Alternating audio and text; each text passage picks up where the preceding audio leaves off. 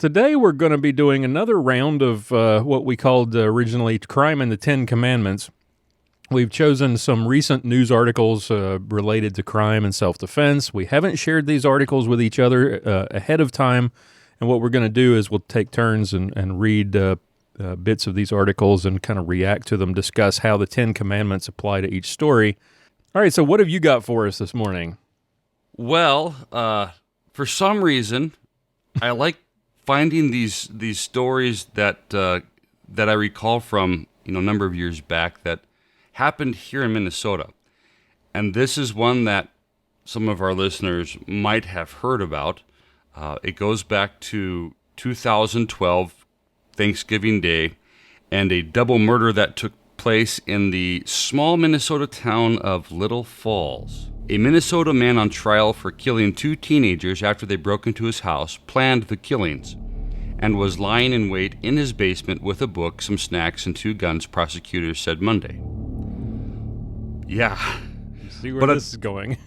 But a defense attorney countered that his client was terrified after several increasingly violent break-ins and hid after hearing a window break and footsteps upstairs, which it was revealed in the article that, oh no, I hear a breaking window. Let me go downstairs with two guns and a book and some snacks and just sit there. Not quite. I don't know who would buy that in their right mind. I'm so terrified I'm going to grab a box of Cheetos and wait in the basement. At least it wasn't his mom's basement, it was his own basement. Well, okay. So, Brian Smith, 65, of Little Falls, is charged with first-degree premeditated murder in the slayings of 17-year-old Nick Brady and 18-year-old Haley Kiefer on Thanksgiving Day in 2012. The killings rocked the small central Minnesota city of about 8,000 and stirred debate about how far a person can go in defending their home.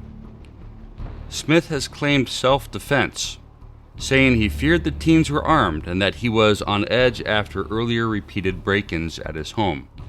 Under Minnesota law, a person may use deadly force to prevent a felony from taking place in one's home or dwelling, but authorities have said Smith crossed a line when he continued to shoot the teens after they were no longer a threat.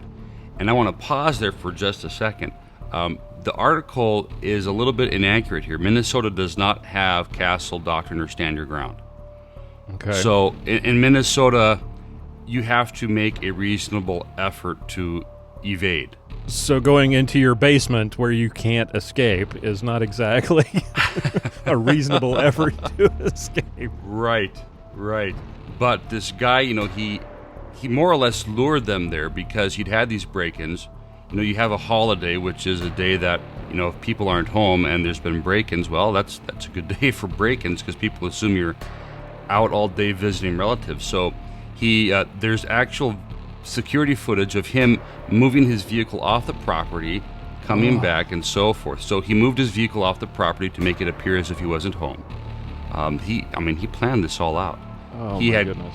He also, in the process of these killings, had audio recording of himself during the process of the killings. Yes. So, clearly premeditated. Within the audio recordings, at one point with the young lady who he killed second, that he says, "Now you're dead," and then drops the B word there.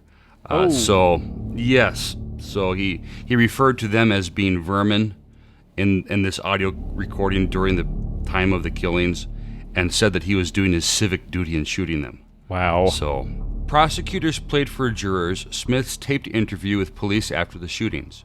In it, Smith told police he was living in fear after the break-ins and had taken to wearing a gun on his hip. But he also said, "Whoever it was who was breaking into my home had been doing it so long that I was no longer willing to live in fear." Defense attorney Steve Meshberg told jurors that the trial is not a case of whodunit.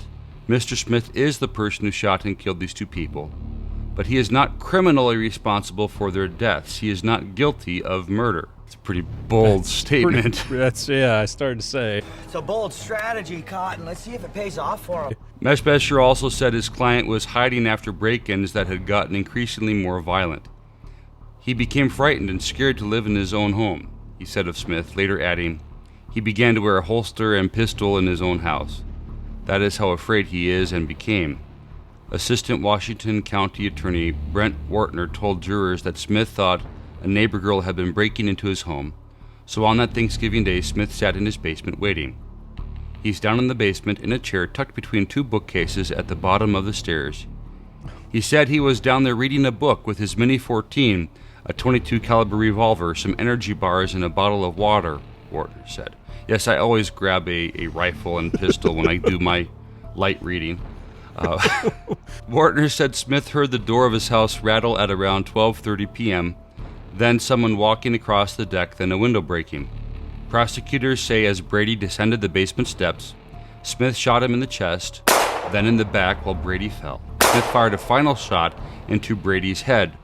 Smith put Brady's body on a tarp so he wouldn't get blood on his carpet, dragged it into his workshop, reloaded his rifle, and sat down again. A few minutes later, Kiefer walked down the stairs and Smith shot her, Wartner said. His rifle jammed when he tried a second shot, and Smith told the police he believed Kiefer laughed at him. Smith pulled out his revolver and shot her twice in the head, once in the left eye and once behind the left ear. Yeah, point-blank range. Smith dragged Kiefer's body into the workshop. Smith told investigators he thought he heard Kiefer gasping, so he placed his revolver under her chin and fired what he told police was a good, clean finishing shot to the head, the assistant prosecutor said. Good grief. And one other thing that this article didn't mention, that he left the bodies in his basement until the following day, before he called police, because he didn't want to bother the police on Thanksgiving Day, on a holiday. Well, that's considerate of him. I mean, yeah. And now we get to the explanation for it all. Smith is a retired security engineer for the U.S. Department of State. So, maybe, just maybe, hypothesizing, conspiracy theory stuff that, these people that had dirt on Hillary Clinton and just managed to somehow suicide themselves. Who knows? Who knows? Hillary, State Department. This crazy bastard, State Department. Put two and two together. He clearly was doing some wet work for the government.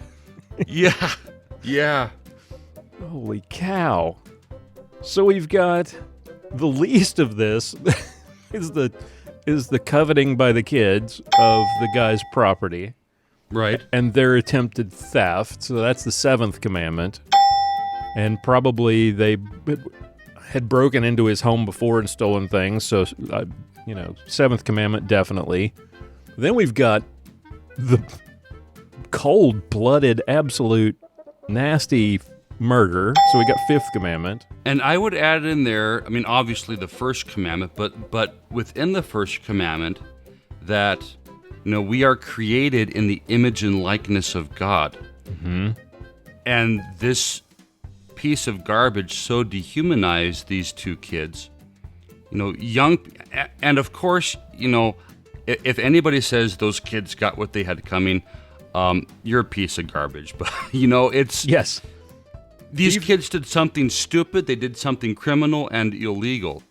But the way that he did this was just so horrific that, and the fact that he had audio recording of himself, what did he think that this was going to do, exonerate him?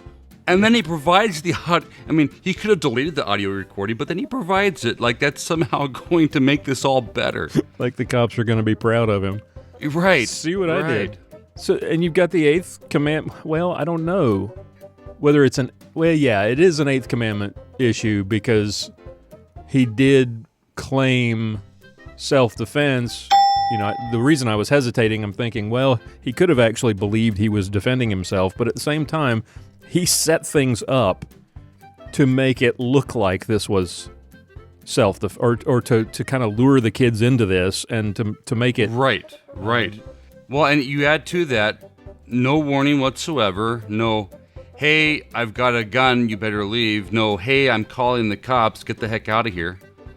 Just sit there quietly, reading his book, chowing down on his snacks. Yeah. And getting ready to shoot these two kids. To get not necessarily a Ten Commandments issue, but when we were talking earlier about how the duty to retreat that is required in Minnesota and other states, even in a state where you have castle doctrine, where you have stand your ground, if you can get away from an incident where you might potentially use lethal force to kill someone, or you yourself might be killed, if you can do it, you should make every effort to get away. Right. Well, even in those states where they do have castle doctrine or stand your ground, you have to make a good case for your claim. You know, you can't just willy-nilly shoot somebody and say, well, yeah, I felt threatened. Yeah, I'm this following wouldn't be legal you know. even in a castle doctrine state. Right. This is awful. Right. And ultimately, as we said with the first story, this comes down to first commandment and not loving God and trusting in God with your whole heart. The kids wanted things; they violated the first, and not in not believing that God provided all the things that they needed. So they thought they had to go out and steal from others. But also, this guy didn't trust that God would protect his property and his life, and took this into his own hands.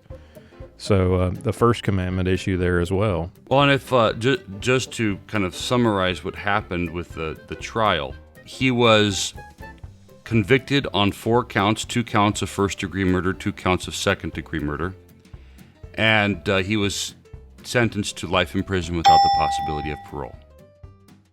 If you enjoyed this clip of Armed Lutheran Radio, be sure to subscribe to this channel. Also, check out our podcast, Armed Lutheran Radio, if you enjoy these kinds of discussions about the moral and ethical issues surrounding gun rights and gun ownership. If you would like to support our mission and hear more, keep us doing what we do, then be sure to check out the Reformation Gun Club. We are listener-supported, and that means that we don't have advertising. We don't have any sponsors. We rely on our listeners to keep us going. So you can check out all of that and get access to lots of exclusive content for as little as $1 a month.